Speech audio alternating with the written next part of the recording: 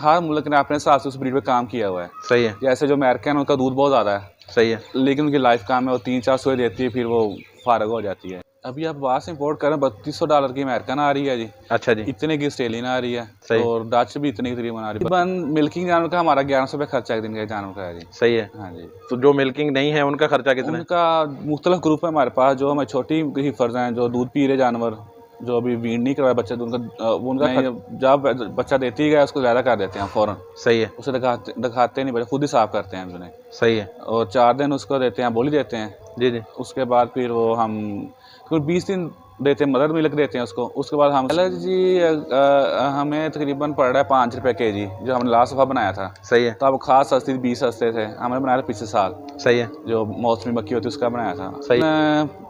पूरा साल में तकरीबन 80 एकड़ सैले बनाते हैं जी। सही है। और 15 एकड़ हम लूसन लगाते हैं। पहले 2 साल सब चारा इस्तेमाल किया, 2014-15 में। अच्छा जी। हमें इशू आना शुरू हो गए थे जानवरों को ना जी। सही। जानवर कंसीव नहीं हो रहे थे, तो फिर हम डॉक्टर साहिबान से मिले, उनसे मशवरे वगैरह किए। उन्होंने कहा आप हरास डेयरी अगर ना 8 साल में देखा डेयरी काफ़ी चेंज हुई है जी। अच्छा जी। तो अगर आपने करना है तो आप अच्छी इन्वेस्टमेंट लेके आएँ। सही है। अगर आप 2-3 जानवर रख के स्टार्ट करते, मेरे समझ में नहीं आता। अच्छा असलम भाई, ये बताएं कि आपके फार्म पे टोटल जानवर कितने हैं इस वक्त? हमारे पास तकरीबन 230 जानवर हैं, प्लस हैं 230 से ऊपर हैं 2-4 जानवर। 230 है माशाल्लाह जी। अच्छा ये बताएं कि ये ब्रीड कौन सी है? ये फ्रीजियन है, सारी है जी। सारी फ्रीजियन है? सारी फ्रीजियन ही है। ये 1-2 जर्सी है हमारे पास जी। सही है। हाँ जी। तो आपने जब स्टार्ट किया था उस वक्त कितने जानवर थे? हमने 40 जानवर स्टार्ट किया, 40 से शुरू किया था। 40 जानवरों से स्टार्ट किए थे, ठीक हो गया।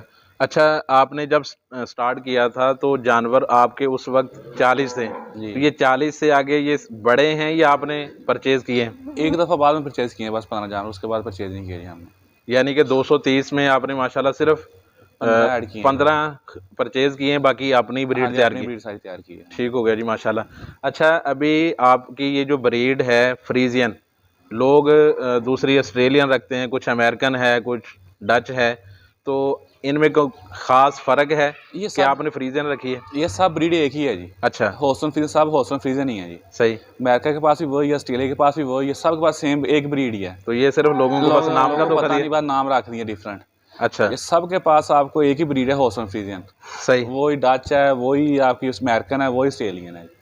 बस वो लोगों को पता ना होने की वजह से कोई ऑस्ट्रेलियन कहता है, कोई अमेरिकन, कोई ब्लैती कह देता है। कोई फ़र्क नहीं है? नहीं, कोई ब्रीड एक ही सारी, हॉस्टन फ्रीजन HF कहते हैं ऐसे ना, हॉस्टन फ्रीजन कह लेते हैं जी। लेकिन हर मुल्क ने अपने हिसाब से उस ब्रीड पे काम किया हुआ है। सही है। जैसे जो अमेरिकन है उनका दूध बहुत ज़्यादा है। सही है। लेकिन उनकी लाइफ काम है, वो 3-4 सुई देती है, फिर वो फारग हो जाती है। सही है। जो ऑस्ट्रेलियन है वो 6-7 सुई दे जाती है। सही है। उनकी ना कह लें वो थोड़ी गर्मी ज़्यादा बर्दाश्त कर लेती हैं। जो डच हैं, डच भी आ रही है, पाकिस्तान में इम्पोर्ट हो रही हैं, हॉलैंड से भी। सही है। तो उनका भी बहुत स्ट्रक्चर बहुत बड़ा है, दूध ज़्यादा है, लेकिन उनको इशू भी ज़्यादा आते हैं इस तरह। सही है। वो गर्मी ज़्यादा महसूस करती हैं पाकिस्तान में। ब्रीड सारी सेम ही है, एक ही है। ये जो ब्रीड है फ्रीजियन आपके पास सारी है माशाल्लाह, तो हमारे इस माहौल में एडजस्ट है जी?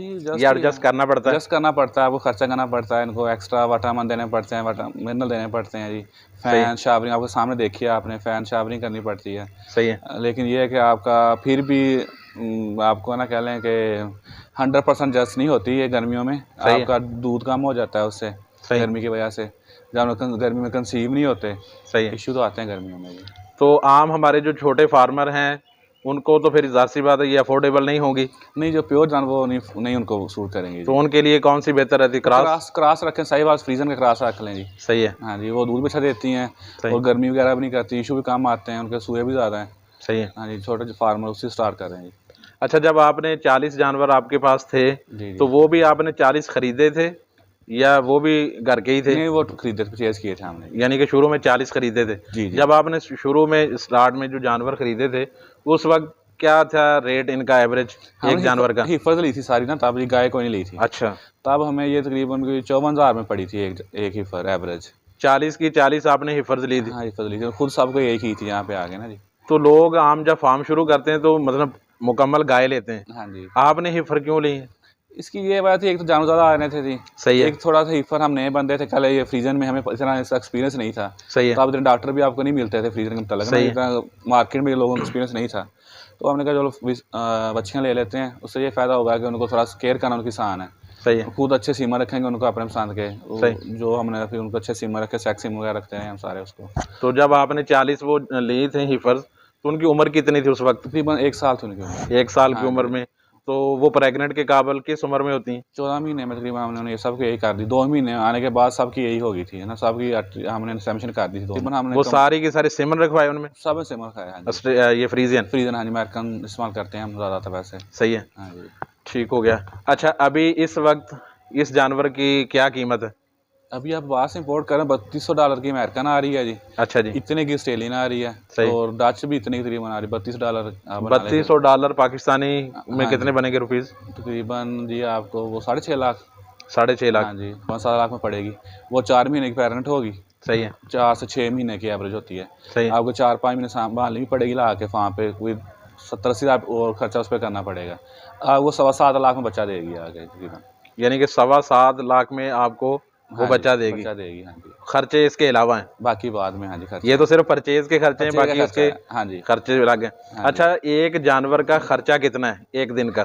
तकरीबन मिल्किंग जानवर का हमारा 1100 रुपये खर्चा एक दिन का जानवर का है जी। सही है। हाँ जी। तो जो मिल्किंग नहीं है उनका खर्चा कितना है? उनका मुख्तलिफ ग्रुप है हमारे पास। जो हमारे छोटी हीफर्स हैं, जो दूध पी रहे जानवर, जो अभी वीड नहीं करवाए बच्चे, उनका खर्चा कर लें आप तकरीबन है 400। सही है। जो दूध नहीं पी रही जिनको, उनको हम अंडा डाल रहे हैं 2 kg, बाकी सैलरी जितना खा सकें। सही। उनका खर्चा होगा 300 रुपये, 250 के दरमियान। हाँ जी, सही है। अच्छा, जो इनके जो बच्चे होते हैं तो आप उनको कितना अरसा दूध फीड करवाते हैं? हम तकरीबन 3 माह एवरेज कर लें तो। गाय के नीचे या अलग? नहीं, अलग। हाँ जी। गाय के नीचे कितने दिन रोता है? गाय के नीचे हम 1 दिन भी देते दूध। 1 दिन भी नहीं रोता? पहला दिन भी नहीं? नहीं, जब बच्चा देती है उसको ज़्यादा कर देते हैं फ़ौरन। सही है। उसे दिखाते नहीं, बच्चे खुद ही साफ़ करते हैं हम उन्हें। सही है। और 4 दिन उसको देते हैं, बोली देते हैं जी जी। उसके बाद फिर वो हम 20 दिन देते हैं, मदर मिल्क देते हैं उसको। उसके बाद हम CMR शुरू कर देते हैं। पाउडर मिल्क होता है जो बच्चों के लिए स्पेशल है, गाय के बच्चों के लिए, वो स्टार्ट कर देते हैं 20-25 दिन बाद। तो जानवर का जो मसलन जो माँ का दूध है और वो डब्बे का दूध, जी जी, ये कोई जानवर को जो बच्चा छोटा है उसको कोई मसला तो नहीं होता? नहीं मसला अगर आपका अगर सही मैनेज कर लें, सारी मैनेजमेंट ही है उसमें। अच्छा। अगर आपकी लेबर ठंडा पिलाती है तो उससे इशू आपको आएंगे, जानवर को डायरिया वगैरह बच्चे एक्सपायर भी हो जाते हैं। सही है। तो अगर आपको टेम्परेचर मेंटेन रख के ठीक तरीके से पिलाएं तो उससे ज़्यादा ग्रोथ बच्चों में आती है। सही है। हाँ जी, सस्ता ही पड़ता है आपको मदर मिल्क से, गाय का दूध सस्ता ही पड़ता है। अच्छा, अभी आपने बताया कि 1 दिन भी बच्चा आप गाय के नीचे नहीं छोड़ते? नहीं जब वो सुआ देती है। जी। तो उसकी वजह क्या होती है, क्यों नहीं नीचे रखते? इसकी वजह यही है कि इतने गायें ज़्यादा बच्चे होने की वजह से हम नहीं ला सकते थे बच्चे ना गाय के नीचे। सही है। हम मिल्किंग मशीन पे मिल्किंग करते हैं। सही है। फिर बच्चे हमें बच्चे के बगैर मिल्किंग करनी होती है। सही है। अगर हम बच्चा लगा देंगे फिर बच्चा ढूंढेगी वो। सही है। वो सही दूध नहीं देगी अच्छी तरह से, और इतने बच्चे लाने मुश्किल हमारे लिए ना। सही है। यही वजह या कोई और वजह भी है? नहीं, यही वजह मेन तो यही मेरे साथ। तो इससे दूध देने से ना बच्चे के नीचे मांगनी चाहिए, यही पता नहीं चल रहा कितना दूध पी रहा है। सही। हम दादा से पिला देते हैं, जब हम बाहर पिलाते हैं लहदा तो हमें पता हम इतना लीटर दूध दे रहे हैं ऐसे। सही है। हम 2 लीटर सुबह, 2 दोपहर, 2 शाम दे रहे हैं, हमें 6 लीटर पता है हम 6 लीटर दे रहे हैं। तो ये जो पुराना हमारा तरीका है कि ऐसे ही नीचे छोड़ दिया, जब वो कहते थे कि 1 थान इसको देना है। हाँ जी, हाँ जी। पिछले 2 या अगले 2। हाँ जी, हाँ जी। तो वो तरीका और ये जो अभी हमारा जदीद तरीका आ गया कि पाउडर के साथ। हाँ जी। तो बच्चे की ग्रोथ बेहतर हो जाती है? ग्रोथ आप कह सकते हैं, ग्रोथ उतनी बेहतर नहीं जितनी मांगनी चाहिए बेहतर आती है। सही है। वो अच्छी ग्रोथ देते हैं जानवर, लेकिन वो मुश्किल बहुत है फार्म पे ना, वो ऐसा करना वो कल मुमकिन नहीं है जानवर। सही है। हाँ जी। अच्छा, आप अपने एक जो मिल्किंग जानवर है उसको आप वंडा 1 दिन में कितना देते हैं? हम तकरीबन 8 किलो दे रहे हैं जी 1 दिन में एवरेज। जो हमारा मिल्किंग हर्ड है ना, शेड है सारा, उसमें 8 किलो एवरेज है जी हमारी। 8 किलो 1 दिन के? 1 दिन का 8 किलो। सही है। दूध के हिसाब से देते हैं या बस वैसे आपने रखा हुआ है कि 8 किलो देना है? नहीं, दूध के साथ देते हैं हम, एवरेज के साथ देते हैं, जितनी उसकी एवरेज है उस तरह उस वंडा कम ज़्यादा करते हैं। सही है। अच्छा, ये जो दूसरे जानवर हैं जो मिल्किंग नहीं है, जी जी, तो उनको भी आप वंडा देते हैं? जी, उनको वंडा दे रहे हैं हम। उसकी एवरेज क्या है? 2 किलो दे रहे हैं हम। 2 किलो दे रहे हैं जी। ठीक हो गया। अच्छा, एक जानवर का साइलेज का खर्चा कितना है? सैलड जी हमें तकरीबन पड़ रहा है 5 रुपये kg, जो हमने लास्ट दफ़ा बनाया था। सही है। तो अब खास सस्ती 20 सस्ते थे, हमने बनाया था पिछले साल। सही है। जो मौसमी मक्की होती है उसका बनाया था। सही है। उसके बाद खाद काफ़ी महंगी होगी, 10,000 की होगी, तो अब 4-5 हज़ार की DAP थी। सही है। अब हमें पड़ा था 5 रुपये kg। ठीक है। हम तकरीबन हमारी जो एवरेज जा रही है, एक बड़े जानवर को 30 kg सैलड जा रहा है, और 30 kg हम अल्फा दे रहे हैं, लूसन दे रहे हैं उनको। सही है। वो हमें 2 रुपये कॉस्ट करता है, सैलड 5 रुपये कॉस्ट करता है। सही है। हाँ जी। तो आप 230 जानवर हैं आपके पास, तो आप कितने एकड़ का साइलेज बनवाते हैं? हम तकरीबन पूरा साल में तकरीबन 80 एकड़ साइलेज बनाते हैं जी। सही है। और 15 एकड़ हम लूसन लगाते हैं साथ। सही है। ग्रीन चारे के लिए ना, ग्रीन भी बहुत ज़रूरी इनके लिए ना जी। सही है। तो कम से कम 5% आपका ना जो टोटल फीड का उसका आपका 5% हरा सब्ज़ चारा लाजमी होना चाहिए। सही है। तो हम तकरीबन 30% सब्ज़ चारा देते हैं जानवरों को, इससे इशू कम आते हैं जानवरों में जी। अच्छा, आप जो लूसन आप काश्त करते हैं इनके लिए, जी जी, आम डेयरी फार्मर नहीं करते, वो मतलब वही जो हमारी बरसीन होती है या मसलन जिसको हम गाचा कहते हैं, हाँ जी, हाँ जी, वो सब्ज़ चारा इस्तेमाल करते हैं। जी जी। तो ये लूसन में कोई इसकी मतलब मिल्किंग में कोई फ़र्क है या जानवर की ग्रोथ में फ़र्क है? आप किस वजह से कर? 2-3 फ़ायदे हैं जी। अच्छा जी। एक तो देखें ना, बसीम ख़त्म हो गया अब। जी जी। ये अभी वो बेहतरीन चल रहा है अभी भी। ऐसा ही है। ये इसका फ़ायदा हो गया। दूसरा, इसमें प्रोटीन बहुत ज़्यादा है जी। सही है। लूसन में 22 है तो बरसीम में 16-18 है। सही है।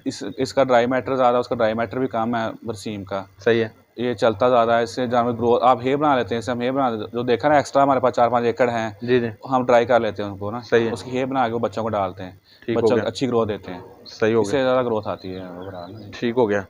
तो जो हमारा वो देसी तरीका है तूड़ी, वो वाला सिलसिला आप नहीं करते यहाँ पे? तूड़ी डालते हैं हम तकरीबन हर जानवर को डेली 1 kg तकरीबन सही डाल रहे हैं जी। यानी कि किस्सा मुख्तसर आपका ये हो गया कि आप जो पुराना है तरीका, मतलब ग्रीन हाँ जी, जो हाँ जी। हमारा है चारा, वो आप लाजमी डालते हैं जी। हमने ना पहले 2 साल सब चारा इस्तेमाल किया 2014-15 में। अच्छा जी। हमें इशू आना शुरू हो गए थे जानवरों को ना जी। सही। जानवर कंसीव नहीं हो रहे थे, तो फिर हम डॉक्टर साहिबान से मिले, उनसे मशवरे वगैरह किए। उन्होंने कहा आप हरा सब चारा इनको लाजमी डालें, ये 5% मस्ट है। सही। लेकिन तब से हम कभी कभी 50 पे भी चले जाते हैं। सर्दियों में हम 50% से प्लस चले जाते हैं ग्रीन चारे पे। सही। तो आजकल भी तकरीबन 30% हम सब चारा दे रहे हैं जानवरों को। ठीक हो गया। हाँ जी, इससे जानवर के मसले मसाइल काम आते हैं जानवरों में ना जी। अच्छा, सब्ज़ चारे से मसले मसाइल हैं और साइलेज से कोई मसला नहीं है? सैलड से मसले मसाइल आते हैं जी। सही है। सब चारे से मसले मसाइल नहीं आते। ठीक है। सैलड से आप डालेंगे, सैलड से आप जानवरों को आपको लेमनेस आएगी, जानवर एसिडोसिस में चले जाएंगे। एसिड होगा जानवरों में, इसमें एसिड बहुत होता है, एसिडोसिस होगा जानवरों को। सही है। सब चारे से इसमें कोई मिनरल विटामिन नहीं होता, आपको एक्स्ट्रा देना पड़ता है, एक्स्ट्रा खर्चे करने पड़ते हैं। सही है। सोडा डालेंगे आप इसके साथ, तो ग्रीन चारे के साथ ना आपको सोडा डालना पड़ता है, ना उसमें विटामिन देने पड़ते हैं, कोई चीज़ आपको देनी पड़ती। सही। उसमें खुद तो सारा कुछ होता है उसमें। सही है। होता है इसमें सारा कुछ है, लेकिन हम सब सारे इसको हम बंद कर देते हैं ना, तो आप सब कुछ उसमें मिनरल वगैरह खत्म हो जाते हैं। सही है। एक एनर्जी सोर्स बन जाता है आपके पास, एनर्जी का सोर्स है बस ये। सही हो गया। यानी कि आपका जितनी बातें मैंने समझी हैं आपकी, तो सारा जो है सिलसिला वो मैनेज करने पे है। मैनेजमेंट भी है। कोई भी चीज़ है आपका अगर तरीका कार अगर गलत हो गया तो आपके फार्म को नुकसान होगा। नुकसान हो जाएगा, चाहे वो सब्ज़ चारा है, चाहे वो साइलेज है, चाहे वंडा है, कुछ भी है।